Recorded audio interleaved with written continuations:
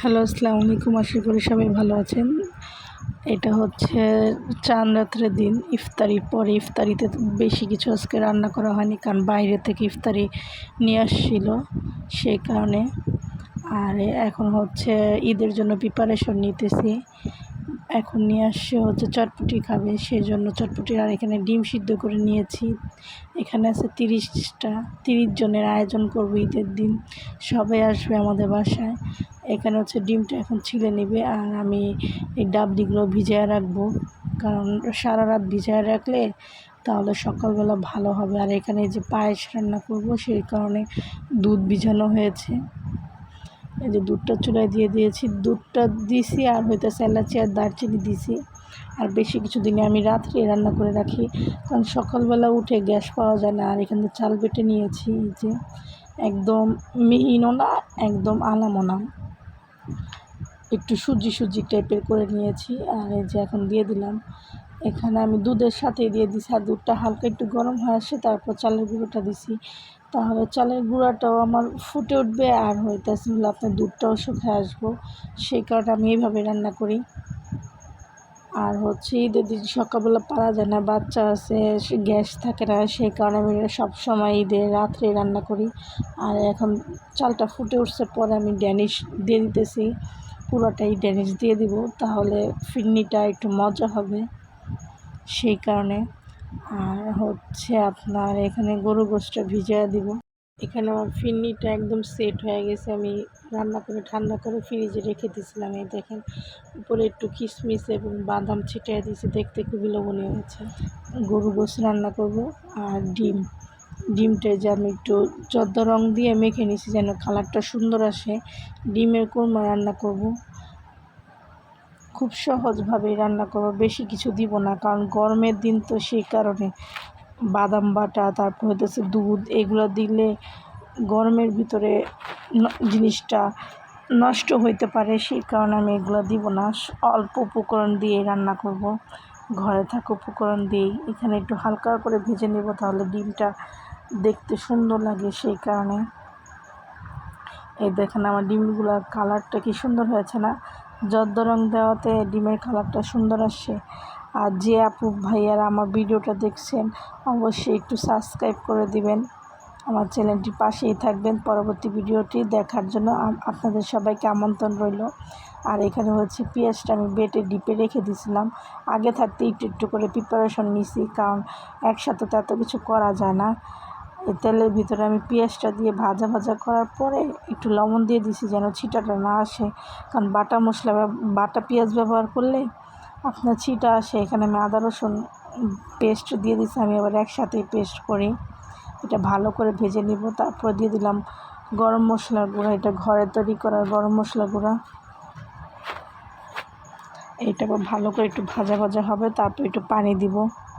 পানি দিয়ে হচ্ছে আপনার একটু সামান্য পরিমাণ হলুদ দিয়ে তারপরে ভালো করে কষাবো। ঈদের দিন হচ্ছে সবসময় আমাদের বাসায় সবাই আসে, আমার জালেরা, তারপর খালা শাশুড়িরা, ননসরা সবাই আসে। 30 জনের মানুষের মতো আয়োজন করতেছি, আমি রান্না করতেছি, আর দোয়া করতেছি যেন ভালো হয়।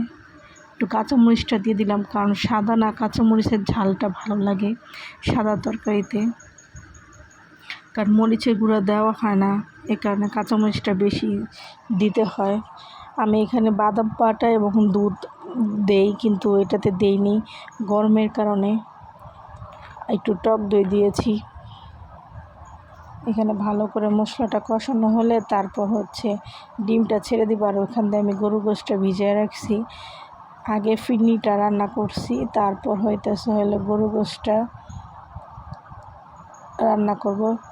ডিমের পরে এক করে সব প্রিপারেশন করতেছে। আর এখানে আমার 2 মেয়ে, তারপর আমার ভাতিজিরা গেছে আমার বড় জালের বাসায় মেহেদি দিতে। চাঁদ রাতে ওরা বড় চাচিদের বাসায় যায় মেহেদি দিতে, সব চাচাতো বোনেরা একসাথে হয়ে ওরা মেহেদি দেয়। আর ঈদের দিন সকালবেলা সবাই আবার আমাদের বাসায় আসে। এই যে আমার ডিমের কোরমাটা হয়ে গেছে, এরপরে আমি গরু গোশতের প্রিপারেশনটা নিব। এই যে এক করে সব মশলা দিয়ে দিব। আমি হাত দিয়ে দিতেছি, কারণ অনেকগুলো তো, সেই কারণে চামচ ব্যবহার করিনি। হাত দিয়ে যে আন্দাজ করে দিতেছি। এখানে আছে 6 কেজি গোস। আর আমি একটু মশলা একটু বেশিই খাই, কারণ লাল লাল না হলে আমাদের বাসা আবার ভালো লাগে না দেখতে। তরকারি লাল হইতে হইব, আবার হইলো আপনার তেল ভাসতে হইব। পুরান ঢাকায় হচ্ছে এরকমই খাওয়া দাওয়া, তেল না ভাসলে তরকারি ভালো লাগে না দেখতে, এবার খেতেও ভালো লাগে না। লাল হবে কিন্তু ঝাল হবে না। আমাদের মরিচগুলো আবার ঝাল থাকে না, কিন্তু দেখতে দেখা যায় যে অনেক ঝাল, কিন্তু ঝাল না। এখানে আমি সব উপকরণ একসাথে দিয়ে আদা রসুনের পেস্ট দিছি, পেঁয়াজ দিছি। আর পেঁয়াজটা আমি ডিপে রেখে দিছি, ওই যে আগে বললাম অল্প অল্প করে প্রিপারেশন নিয়ে রেখেছি, কারণ রোজা রেখে এত কিছু এত একসাথে করা যায় না। সেই কারণে যে এখন ভালো করে মিক্স করে চুলায় বসায় দিব। আর আমি সবসময় হাতে মেখেই রান্না করি। আমার কাছে মনে হয় হাতে মেখে রান্না করলে স্বাদটা আরও বাড়ে। আর কার ঈদ কেমন কাটতেছে তা অবশ্যই কমেন্ট করে বলবেন। আর দেশের বাসায় না ঢাকায় কীভাবে ঈদ কাটাচ্ছেন তা অবশ্যই কমেন্ট করে বলবেন। এই যে আমি এখানে চুলায় বসায় দিছি। আমার একটা সমস্যা হয়ে গেছে, বড় পাতিলে আমি রান্না করি না সবসময়, আমার না চুলা একদম পুড়ে কালো হয়ে গেছে। ওইটা হইতেছে কিভাবে যাবে তা অবশ্যই একটু জানাবেন। আর এখানে আমি গরু গোশটা হালকা কষা আমি আলু দিয়ে দিছি, কারণ বেশি গোশ রান্না করতে কিন্তু সময় লাগে না, গোশটা আবার গলে যাব। এই কারণে আমি একসাথেই দিয়ে দিলাম, একটু গোশটা কষানোর পরে আলু দিয়ে দিছি। আর এখানে সেমাই রান্না করা হবে, জর্দা সেমাই, আমরা এটাকে জর্দা সেমাই বলি। এই দেখেন আমার গোশতের ফাইনাল লুকটা কেমন আসছে, একদম উপরে তেল ভাসতেছে, কাঁচামরিচটা পরে দিছি, তাহলে আমার কাছে ভালো লাগে, স্মেলটা অনেক ভালো আসে। কার কার দেখে এখন খেতে ইচ্ছে করছে। আমাদের বাসায় সবার অনেক পছন্দ বড় বড় আলু দিয়ে গরু গোশ। আর এই যে এখানে জর্দা সেমাই আম্মা হচ্ছে ভাঙ্গা নিছে, বড় বড় থাকে না, সেটা একটু বেশি গুঁড়া করেন আম্মা হালকা। আর এখানে ঘিয়ের ভিতরে এলাচি আর দারচিনি দিয়ে দিলাম। এখন এটা একটু ভাজা হয়ে আসলে তারপর হচ্ছে সেমাইটা দিয়ে দিব। আর সেমাইটা ওটা ক্লিপটা নিতে আমি ভুলে গেছি, হচ্ছে আপনার গরম পানি করে ওই গরম পানির ভিতরে সেমাইটা দিয়ে, গরম পানিটা হচ্ছে পাতিলা নিচে নামায়, তারপরে সেমাই ঢাইলা খুরচুন্দা লাড়া দেওয়ার পরে জালিতে ছেঁকে ফেলে চুলায় দেয় না, তাহলে সেমাইটা নরম হয়ে যায়। আর এই সেমাইটা একদম ঝরঝরা থাকে, আম্মা এইভাবে রান্না করে। আমাকে দেখা দিতেছে আমি এই যে রান্না করতেছি, আম্মা আবার ঢেলে দিল সেমাইটা। এই যে আমি এখন চিনিটা মিক্স করে, আম্মা আবার এখানে হইতেছে ঘি দিতেছে। এরপরে একটু ভালো করে চিনিটার সাথে মিশাবো, তারপরে নারিকেল দিব। এই সেমাইটা খেতে অনেকই মজা হয়, আমাদের কাছে অনেক ভালো লাগে। এই সেমাই ছাড়া ঈদই মনে হয় না, ঈদ পুরা আপনার রয়ে যায়। এইটা খেলে মনে হয় যে ঈদ আসছে। আর সেমাই মানেই হচ্ছে ঈদের একটা আনন্দ, আলাদা একটা আনন্দ। এই দেখেন কি সুন্দর আমার সেমাইটা একদম ঝরঝরা হয়েছে। আপনারা এইভাবে রান্না করতে পারেন খুবই সহজভাবে। আর কার কার বাসায় কোন সেমাই খান তা অবশ্যই কমেন্ট করে জানাবেন, কার কোন সেমাই পছন্দ, দুধ সেমাই না জর্দা সেমাই। আর এখানে আমি ঘর দর গুছাইতেছিলাম, আমার একটু সকালবেলায় যদি ঘুম থেকে একটু দেরি করে উঠি, সেই কারণে এখানে বাচ্চাদের ক্লিপ রেখে দিছি, তারপর বিছানার চাদর, বড় মেয়ের কাপড়, ছোট মেয়ের কাপড়, মেয়ের বাবার পাঞ্জাবি, আমার কামিজ, সকালবেলা আর কি যা যা পরবো সব টেবিলের উপরে গুছিয়ে রাখছি। এখানে ঘরটা গুছিয়ে নিলাম, সুপার কভার এগুলো সব লাগিয়ে। আর এই দেখেন একদম ঝরঝরে আমার সব কিছু রান্না হয়ে গেছে। আপনাদের আমার ফাইনাল লুকগুলো দেখাচ্ছি। এখন বাজে 4টা, আমার রান্না করা শেষ হলো। আর এখানে হচ্ছে সকালবেলা পার্কে হইতেছে নামাজ হবে, জামাত সকালে। এই যে পুরো পার্কেরটাই করছে, এই অনেক বছর পরে এখানে নামাজ হচ্ছে আমাদের নবাবগঞ্জ পার্কে।